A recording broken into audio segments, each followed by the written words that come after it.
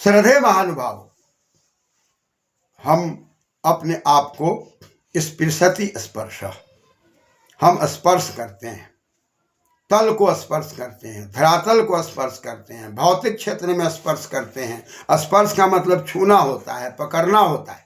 विषय वस्तु को पकड़ना स्पर्श कहलाता है।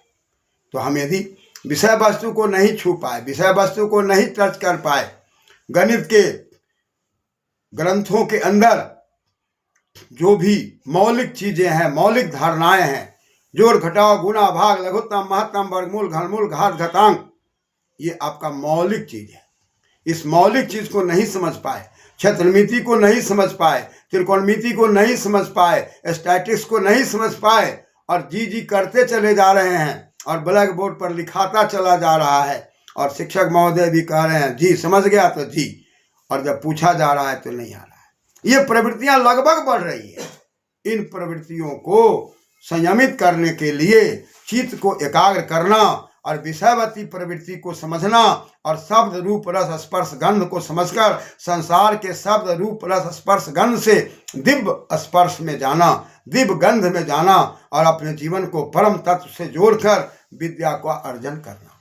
क्योंकि विद्या का अधिकार उसी व्यक्ति को है जो चरित्रवान है, जो सदाचारी है, जो अच्छे मार्ग पर चलता है, जो गलत रास्ता से बचता है और शास्त्रों के आधार पर अपने जीवन को संयमित करता है और प्रातःकालीन सत्र में माता पिता को सम्मान देता है। वह उठ करके स्नान पाती करके और परमात्मा का चिंतन मनन करके माता पिता को प्रणाम करके माता पिता के बताए गए निर्देशानुसार विद्या का धन करते हुए अपने जीवन को आगे बढ़ाता है, वही विद्यार्थी धन हो सकता है।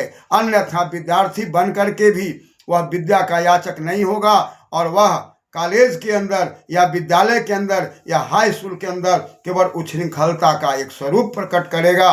परिणाम हमारा समाज टूटेगा, परिवार टूटेगा, देश टूटेगा, संसार टूटेगा और ये व्यवस्थाएं चरमराएगी। परिणाम चंचलता में जाकर हम मादक द्रव्यों की ओर भागेंगे और मादक द्रव्यों के सेवन से सारा संसार दूषित होगा, प्रदूषित होगा। परिणाम परमपिता परमात्मा की व्यवस्था में जीवात्मा का आना जाना तो होगा, लेकिन ऊंचाई की ओर नहीं होगा, विकास की ओर नहीं होगा। वह सारा का सारा विकास ह्रास की ओर जाएगा। इसलिए इस पर चिंतन मनन की आवश्यकताएं हैं। धन्यवाद।